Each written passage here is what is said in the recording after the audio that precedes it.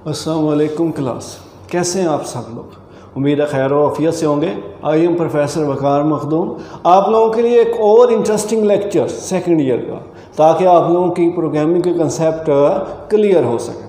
अब वो interesting lecture है क्या, जैसा कि लास्ट टाइम हम लोगों ने कुछ बातें जो है वो डिस्कस की हैं कि जिसके अंदर हमने कहा जी एक सिंगल करैक्टर को इनपुट कैसे करवाया जाता है, जिसमें हम लोगों ने जैसा कि स्क्रीन के ऊपर आपको दिखाई दे रहा है गेट सी एच और get C H E function का इस्तेमाल किया। ये दोनों फंक्शन सिंगल करैक्टर को इनपुट करवाने के लिए यूज़ हुए। हम लोगों ने प्रैक्टिकली चीज़ों को देखा, प्रैक्टिकली हमने ये देखा जी वहाँ पे गेट सी एच के अंदर क्या है, जैसे ही वैल्यू एंटर होती है वो डिस्प्ले नहीं होती, लेकिन गेट सी एच ई के अंदर उसी टाइम वैल्यू क्या हो गई, डिस्प्ले होगी।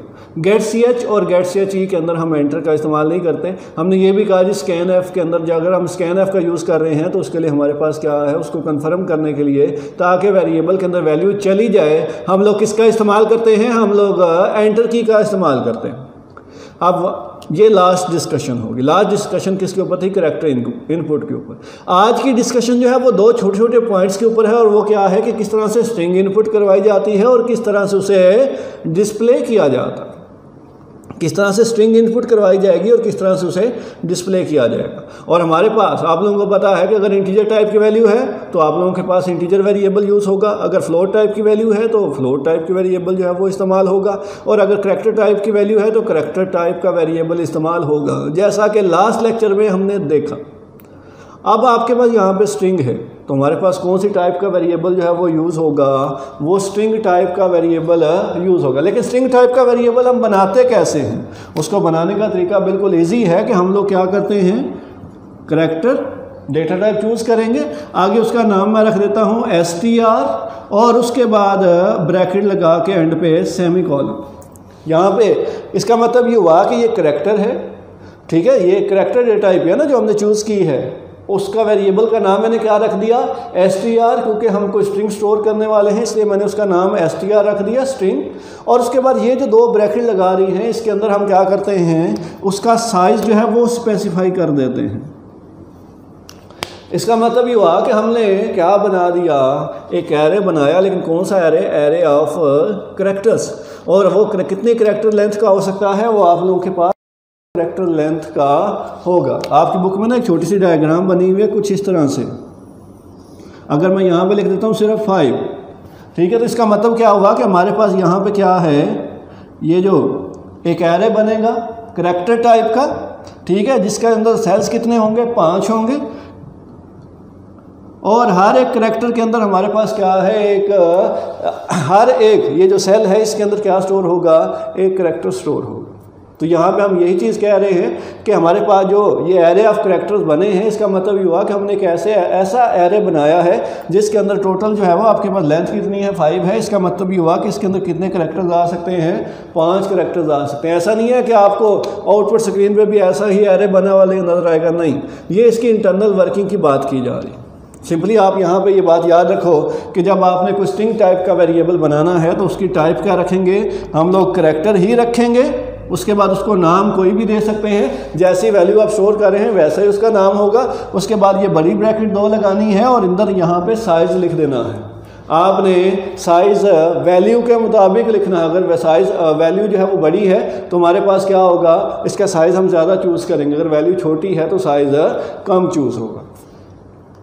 ये तो हो गया कि हम एक स्ट्रिंग टाइप का वेरिएबल बनाते कैसे। स्ट्रिंग आप लोगों को जैसे प्रीवियस लेक्चर में मैंने बताया कम्बिनेशन ऑफ करैक्टर्स को कहा जाता है, और इसके लिए हमारे पास जो फॉर्मेट स्पेसिफायर यूज़ होता है वो कौन सा यूज़ होता है, %s। लास्ट टाइम कौन सा यूज़ हुआ, %c। अब हम कौन से का इस्तेमाल कर रहे हैं, %s का इस्तेमाल कर रहे हैं। अब यहाँ पे स्ट्रिंग इनपुट क्या करवाने के लिए, इनपुट स्ट्रिंग जो है वो करवाने के लिए यूज़र से हमारे पास इस्तेमाल होगी, और वो जो इनपुट है वो स्टोर कहाँ पे होगी, किसी स्ट्रिंग टाइप के वेरिएबल में। याद रखिएगा कभी भी एरे हम करैक्टर के अंदर स्ट्रिंग को स्टोर नहीं कर सकते, ठीक है, यानी कि आप लोगों के पास अगर एक सिंगल करैक्टर की जगह है वहाँ पे पूरी स्ट्रिंग स्टोर नहीं होगी, बल्कि अगर आपको कोई स्ट्रिंग स्टोर करवानी है तो स्ट्रिंग टाइप का वेरिएबल ही बनाना पड़ेगा। और उसको बनाने का तरीका क्या है कि करैक्टर डेटा टाइप भी चूज़ होगी, आगे उसका नाम रखा जाएगा और आगे ब्रैकेट लगा के उसका साइज़ डिफाइन कर दिया जाएगा। अब यहाँ पे क्या है कि यूज़र प्रेस करेगा एंटर की, जैसे ही एंटर की प्रेस करेगा, ये जो आपके पास वैल्यू कोई भी आपने एंटर की है, यूज़र एंटर कर रहा है, वो कहाँ पे स्टोर होगा, उस वेरिएबल में स्टोर हो जाएगी।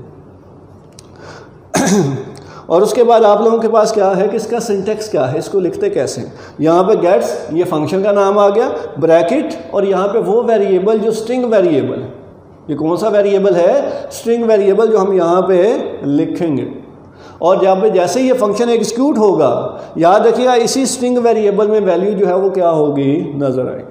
अब इसी चीज़ को प्रैक्टिकल जब हम देखेंगे, चीज़ें क्लियर हो जाएंगी, वहाँ पे आप लोग देखेंगे कि जैसे ही हमारे पास जो है वो मैंने लाइन ऑफ कोड लिखा जिसमें इस फंक्शन का इस्तेमाल हुआ, तो वो क्या करेगा, आपके पास सबसे पहले जो भी करैक्टर्स है कीबोर्ड से हम वैल्यूज़ एंटर करेंगे, वो आपके पास इस वेरिएबल में जो हम लोगों ने उस स्ट्रिंग के लिए बनाया होगा उसके अंदर स्टोर होगा, और उसके बाद हम उसे डिस्प्ले करेंगे। लेकिन डिस्प्ले किसकी मदद से करेंगे, एक और फंक्शन की मदद से, और वो फंक्शन कौन सा है, पुट्स फंक्शन।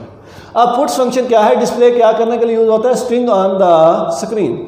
यानी कि आपने यहाँ पे स्ट्रिंग एंटर की, फॉर एग्जांपल स्ट्रिंग से मुराद क्या है, मैं यहाँ पे कुछ वर्ड जो है, जैसे यहाँ पे ये पाकिस्तान लिख रहा हूँ, ये क्या है, स्ट्रिंग है। मैंने क्या किया, ये स्ट्रिंग किसी स्ट्रिंग टाइप के वेरिएबल में रख ली, उसके बाद स्क्रीन के ऊपर भी भेजना है। पहले हमने प्रिंट एफ का इस्तेमाल किया, वो भी यूज़ होता है, लेकिन एक फंक्शन है बिल्ट इन जिसका काम ये है कि स्ट्रिंग को आउटपुट स्क्रीन पे भेजना, और वो कौन सा है, आप लोगों के पास पुट्स फंक्शन है। और इसके अंदर आप क्या कर सकते हैं, डिस्प्ले कर सकते हैं किसी स्ट्रिंग टाइप की वेरिएबल की वैल्यू को, यानी कि ऐसा वेरिएबल जो स्ट्रिंग टाइप का है उसकी वैल्यू को भी डिस्प्ले किया जा सकता है, या फिर कोई स्ट्रिंग कांस्टेंट जो है उसे भी डिस्प्ले किया जा सकता है। और स्ट्रिंग कांस्टेंट को हमेशा किस में लिखा जाएगा, आप लोगों के पास डबल कोटेशन में लिखा जाएगा। जैसे प्रिंट एफ के अंदर आप टेक्स्ट डबल कोटेशन में लिखते हो ना, जो जैसा लिखा जाता है वैसे ही वो आउटपुट स्क्रीन पे चला जाता है। तो इसके अंदर भी जो आप लोगों के पास कोई कांस्टेंट होगा, लेकिन कौन सा कांस्टेंट, स्ट्रिंग कांस्टेंट, वो आप लोग डबल कोटेशन में लिखेंगे, ठीक है। उसके लिए भी हमारे पास क्या है, ये जो पुट्स फंक्शन है इसका इस्तेमाल होता है, पुट्स। और यहाँ पे पैरामीटर से मुराद ये है कि आप इसका कौन सा वेरिएबल पास करना चाहते हैं, और वो वेरिएबल कौन सा होगा, कोई स्ट्रिंग वेरिएबल भी हो सकता है, और साथ में वो कोई स्ट्रिंग कांस्टेंट भी हो सकता है, ठीक है। स्ट्रिंग कांस्टेंट से मुराद ये है कि आपने पहले से कह दिया कि यही मैसेज नज़र आना चाहिए, ठीक है, एक डिफाइन कर दिया, तो वो आप क्या करोगे, इस पुट्स के अंदर डबल कोटेशन में लिख देंगे, तो वो मैसेज एज इट इज़ नज़र आ जाएगा। आपको किसी वेरिएबल से वैल्यू लेने की ज़रूरत नहीं है। हाँ, लेकिन अगर आप किसी वेरिएबल से वैल्यू ले रहे हो, ठीक है, तो वो आप लोगों के पास कौन सा वेरिएबल होना चाहिए, स्ट्रिंग वेरिएबल। और अगर आपके पास वो वैल्यू आपके पास पता है और एज इट इज़ आप उसे डिस्प्ले करवाना चाहते हैं और वो किसी स्ट्रिंग वेरिएबल में नहीं पड़ी हुई, तो वो हम क्या करेंगे, डबल कोटेशन में पुट्स के अंदर ही पास कर देंगे, ठीक है। तो वो आप लोगों के पास क्या है, पुट्स फंक्शन। तो पुट्स फंक्शन की अभी तक बात हमें ये समझ आई कि अगर एक सिंगल स्ट्रिंग इनपुट करवानी है तो हम लोग क्या करते हैं, आप लोगों के पास गेट्स फंक्शन का इस्तेमाल करते हैं, और अगर उसी स्ट्रिंग को आप लोगों ने डिस्प्ले करवाना है तो हम किसका इस्तेमाल करेंगे, पुट्स फंक्शन का इस्तेमाल करेंगे। अब इसी को ही प्रैक्टिकली रिव्यू करते हैं ताकि आपको ये कंसेप्ट फिर से क्लियर हो जाए। हमेशा की तरह हर एक चीज़ को एक स्टैंडर्ड के मुताबिक आप लोगों को दिया जा रहा है, और वो स्टैंडर्ड आप लोगों के पास, आप लोगों के सामने है कि हर एक चीज़ प्रैक्टिकली करके दिखाई जा रही है, ठीक है। इतनी डिटेल के साथ, इतनी एफर्ट के साथ कि 3 लोग इन्वॉल्व हैं आप लोगों को समझाने के लिए, और फुल एफर्ट के साथ वो आप लोगों को समझा रहे हैं, ठीक है। आप लोग भी कोशिश करें, जारी रखें, वैसे ही रिस्पॉन्स जो बनाए रखें, ठीक है। इसको मज़ीद इम्प्रूव करते जाएं ताकि हमें मज़ा आए और आपको भी मज़ा। अब बढ़ते हैं प्रैक्टिकल की तरफ। जी प्यारे बच्चों, अभी तक हम लोगों ने चीज़ों को वहाँ पे बोर्ड के ऊपर जो डिस्कस किया कि गेट्स फंक्शन जो है वो आपके पास इनपुट स्ट्रिंग के लिए यूज़ होता है, पुट्स फंक्शन जो है वो उसी स्ट्रिंग को डिस्प्ले करवाने के लिए यूज़ किया जाएगा। अब उसी को प्रैक्टिकली रिव्यू कर लेते हैं कि जो बातें हम लोग डिस्कस कर रहे हैं ये सारी बातें वाकई ठीक है या नहीं है, और लास्ट में हम एक और फंक्शन इसके अंदर शामिल करेंगे जो हमने कल डिस्कस किया था गेट ch के नाम से, ठीक है। और ये जो फंक्शन है ये किस तरह से प्रोग्राम के एंड पे इस्तेमाल करते हैं और वो कैसे काम करता है। तो हम अपने कंपाइलर को जो है वो क्या करते हैं, रन करते हैं। तो हमने क्या किया, टर्बो C++ जो हमारा कंपाइलर है उसे रन किया, और आप लोगों की आसानी के लिए ताकि लेक्चर में ज़्यादा टाइम ना लगे, थोड़ा टाइम में हमारा लेक्चर वाइंड अप हो जाए, मैंने पहले से ऑलरेडी जो है वो चीज़ें लिख दी हैं ताकि हमें कोई इशू पेश ना। तो देखिए सबसे पहला काम मैंने क्या किया है, करैक्टर डेटा टाइप चूज की, क्योंकि मैंने एक स्ट्रिंग वेरिएबल बनाना है, क्योंकि मैं किसकी बात कर रहा हूँ कि मैंने इनपुट क्या करवाना है, कोई स्ट्रिंग इनपुट करवानी है। तो मैंने क्या किया, यहाँ पे करेक्टर डिटेल चूज की, str उसका नाम रखा, यानी कि वेरिएबल का नाम मैंने str रखा, और उसके बाद ये दो ब्रैकेट्स लगा के यहाँ पे उसका साइज स्पेसिफाई कर दिया 50, यानी कि वो स्ट्रिंग जो है वो कितने करेक्टर्स पर मबनी होगी, 50 करेक्टर्स पर मबनी हो सकती है, ज्यादा से ज्यादा कम हो सकती है, लेकिन इससे ज्यादा नहीं होगी। तो आप लोगों ने ये साइज चूज करना है ना, अपनी स्ट्रिंग के साइज को मद्देनजर रखते हुए चूज करना है, आपने उसी के मुताबिक साइज चूज करेंगे जितनी लेंथ ही आपकी स्ट्रिंग हो सकती है। और लास्ट में हम क्या लगाएंगे, सेमीकोलन लगा देंगे। आप लोगों को पता है कि हर एक स्टेटमेंट को एंड किससे किया जाता है, सेमीकोलन से किया जाता है। उसके बाद हम लोगों के पास हमेशा से हम एक प्रिंट एफ स्टेटमेंट लिखते हैं ताकि आउटपुट स्क्रीन के ऊपर एक मैसेज पहले आए कि प्लीज एंटर योर स्ट्रिंग, बंदे को पता चल जाए कि हम लोग ने कोई स्ट्रिंग एंटर करनी है। उसके बाद यहाँ पे देखें क्या है, गेट्स फंक्शन जो है वो यूज हुआ है, गेट्स, उसके बाद ब्रैकेट लगाई है, और उसके बाद str वो वेरिएबल जो कौन सा है, स्ट्रिंग वेरिएबल। ठीक है, अब यहाँ पे पहले हम इसको क्या करते हैं, कंपाइल करते हैं, कंपाइल करके रन करते हैं ताकि वहां पे कुछ चीजें जो है वो आप लोगों के सामने आ जाएं। यहाँ पे देखें ये जो मैसेज हमने लिखा ना, एंटर योर स्ट्रिंग, ये आप लोगों के पास किसकी मदद से आया, हमारे पास ये सिंपली हमें कब मिला, जब हम लोगों ने प्रिंट एफ लिखा। और ये टेक्स्ट मैसेज है जो प्रिंट एफ के अंदर डबल कोटेशन में लिखा हुआ है, और यहाँ पे हम स्ट्रिंग लिख देते हैं पाकिस्तान। देखें जैसे एंटर प्रेस करूंगा स्क्रीन क्लोज होगी, लेकिन इसके बाद लास्ट में मैं एक और फंक्शन यूज करूंगा, मैं एंटर प्रेस करूंगा तो हमें रिमेनिंग आउटपुट भी मिलेगी और स्क्रीन क्लोज भी नहीं होगी। उस टाइम क्लोज होगी जब दोबारा से मैं कोई और बटन जो है वो प्रेस करूंगा। तो यहाँ पे आप लोगों के पास ये जो मैसेज आ रहा है ना, एंटर योर स्ट्रिंग, ये आपके पास इस प्रिंट एफ की वजह से आ रहा है। उसके बाद कर्सर ब्लिंक कर रहा था, मैंने वहां पे पाकिस्तान जो है वो एंटर किया, वो पाकिस्तान गेट्स फंक्शन की मदद से कहां पे चला गया, str वेरिएबल में चला गया।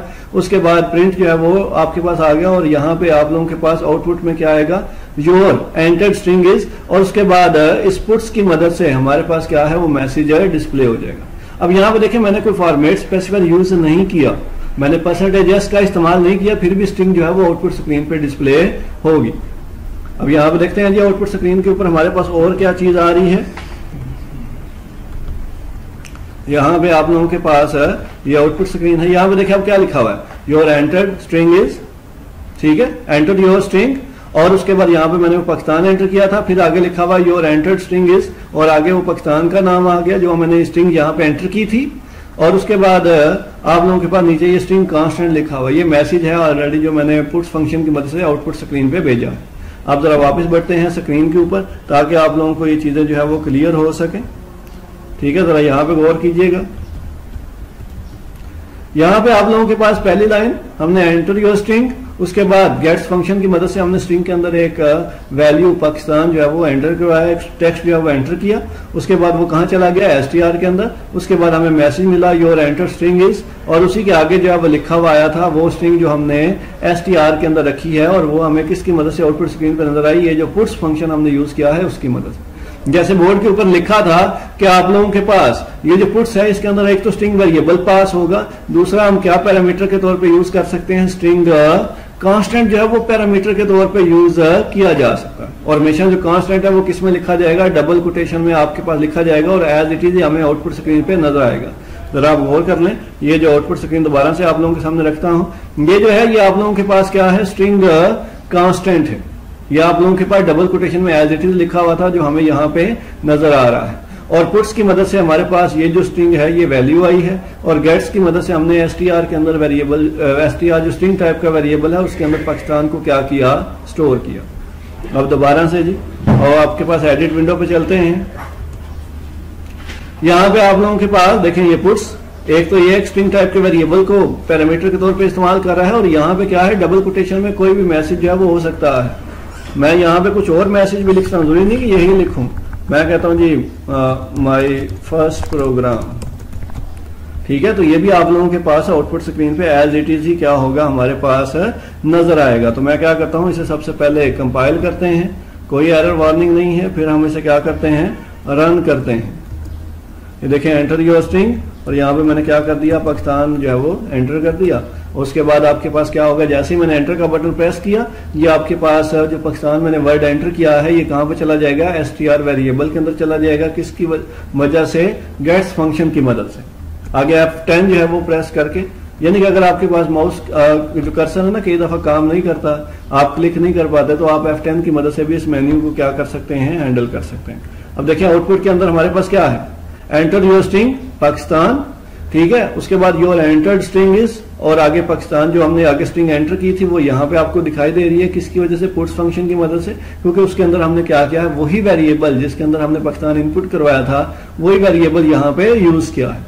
उसके बाद माई फर्स्ट प्रोग्राम इज, और उसके बाद देखें क्या है, ये जो कर्सर है ये नई लाइन पे जो है आप लोगों के पास क्या है आपको नजर आ रहा है। तो यहाँ पे एक बात साबित होती है कि इसके अंदर क्या होता है कि कमांड जब कोई भी वैल्यू एंटर की जाती है तो कीबोर्ड से हमें एंटर का बटन प्रेस करना पड़ता है ताकि वो वैल्यू जो है उस वेरिएबल में स्टोर हो सके। उसके बाद हम लोग क्या करते हैं, दोबारा से एडिट विंडो पे चलते हैं और लास्ट पॉइंट की तरफ बढ़ते हैं कि आप लोगों ने लास्ट लेक्चर में देखा हमने गेट्स फंक्शन की बात की। अब देखते हैं कि आपकी बुक में भी ना हर एक प्रोग्राम के लास्ट पे गेट्स जो है ना गेट ch फंक्शन जो है वो लिखा हुआ है। वो करता क्या है, ये मैंने गेट ch फंक्शन लिख दिया। अब देखिएगा कि आउटपुट स्क्रीन जो है वो क्लोज नहीं होगी। उसके बाद जो हमारी आउटपुट स्क्रीन है, जब तक हम कोई और बटन प्रेस नहीं करते उस टाइम तक, जब तक आउटपुट कंप्लीट होने के बाद हम लोग क्या करते हैं, कोई और बटन प्रेस नहीं करते, उस टाइम तक स्क्रीन क्लोज नहीं होगी। तो हम क्या करते हैं, इसको दोबारा से कंपाइल करते हैं। कंपाइल करने के बाद इसे रन करते हैं ताकि हमें जो है वो आउटपुट स्क्रीन जो है वो क्लियर हो सके। ये मैंने पाकिस्तान का वर्ड जो है वो एंटर किया, एंटर का बटन प्रेस किया। अब देखें आउटपुट स्क्रीन जो है वो क्लोज नहीं हुई। पहले एंटर योर स्ट्रिंग का मैसेज आया था, उसके बाद पाकिस्तान मैंने आगे लिख दिया, फिर आगे जो है वो आप लोगों के पास योर एंटर स्ट्रिंग इस, और पाकिस्तान का जो वर्ड जो मैंने इनपुट करवाया था, जो स्ट्रिंग मैंने इनपुट करवाई थी वो हमें दिखाई दे रही है। उसके बाद मैंने पुट्स के अंदर एक डबल कोटेशन में एक कांस्टेंट जो अब लिखा है माय फर्स्ट प्रोग्राम, वो आपको दिखाई दे रहा है, वो पुट्स फंक्शन की मदद से। यानी कि पुट्स फंक्शन आपके पास यूज हो रहा है स्ट्रिंग वेरिएबल को इनपुट करवाने के लिए, एज पैरामीटर इस्तेमाल करने के लिए। और दूसरी चीज क्या चीज इस्तेमाल करने के लिए, हमारे पास ये जो है स्ट्रिंग कांस्टेंट को इनपुट करवाना। अब देखें मैं कोई बटन प्रेस करता हूँ, क्या इसकी कोई वर्किंग आती है। देखें जैसे मैंने एंटर का बटन प्रेस किया, स्क्रीन ऑटोमेटिकली जो है वो क्या होगी, क्लोज होगी। और पहले हमें क्या करना पड़ता था, इसको ऑटोमेटिकली क्लोज करना पड़ता था। और एक और प्रॉब्लम क्या आती थी कि आप लोगों के पास जैसे ही स्ट्रिंग के अंदर मैंने इनपुट करवाता था तो आपकी जो आउटपुट स्क्रीन है वो क्लोज हो जाएगा। तो ये बेसिकली आप लोगों के पास क्या है, कुछ इनपुट फंक्शंस हैं, कुछ आउटपुट फंक्शन है, जिसमें गेट ch हमेशा जो एंड पे इस्तेमाल होगा ताकि जैसे ही आउटपुट कंप्लीट हुई है उसके बाद बंदा कोई बटन प्रेस करे तभी वो आउटपुट स्क्रीन जो है वो क्या हो, क्लोज हो। ऐसा ना हो कि हम इनपुट दिए है और इनपुट देते ही हमारी स्क्रीन जो है वो क्लोज हो गई, हमें पूरी आउटपुट नहीं मिली, हमें फोर्सफुली आउटपुट स्क्रीन को लाना पड़ रहा है। उन सब मामला से बचने के लिए हमारे पास क्या है, गेट ch का इस्तेमाल किया जाता है। उम्मीद है कि यहाँ तक बात आप लोगों को समझ आ गई होगी। तो आप इस बोर्ड की तरफ, ताकि हम इस लेक्चर को क्या कर सकें, वाइंड अप कर सकें। जी बच्चों, हम लोगों ने चीज़ों को प्रैक्टिकली रिव्यू किया, जिसमें हमने डिटेल में देखा कि पुट्स और गेट्स फंक्शन जो है वो कैसे काम करता है। तो आप लोगों को क्लियर हो गया होगा कि गेट्स फंक्शन जो है वो इनपुट करवाने के लिए क्या, स्ट्रिंग इनपुट क्या करवानी है, स्ट्रिंग कहाँ से, यूज़र से। यानी कि कीबोर्ड से हम क्या करते थे, आउटपुट स्क्रीन के ऊपर मैंने क्या की, स्ट्रिंग टाइप की, जैसे वो पाकिस्तान का वर्ड मैंने लिखा। ठीक है, अब यहाँ पे ये जो स्ट्रिंग है, यानी कि ये जो गेट्स फंक्शन है, ये आपके पास इनपुट करवाने के लिए यूज़ होता है। क्या चीज़ है, क्या इनपुट करवाने के लिए, स्ट्रिंग कहाँ से, यूज़र से, और स्टोर से कहाँ पे करेगा, स्ट्रिंग वेरिएबल के अंदर। प्रैक्टिकली आप लोगों ने देखा वहाँ पे मैंने एक स्ट्रिंग वेरिएबल क्रिएट किया, ठीक है, करेक्टेड डेटा टाइप की मदद से, और उसके अंदर मैंने क्या किया, गेट्स फंक्शन की मदद से उसके अंदर मैंने वैल्यू को क्या किया, स्टोर किया। जैसे कि स्क्रीन के ऊपर आपको सिंटैक्स नज़र आ रहा है, आपको बोर्ड के ऊपर लिखा हुआ भी नज़र आ रहा है।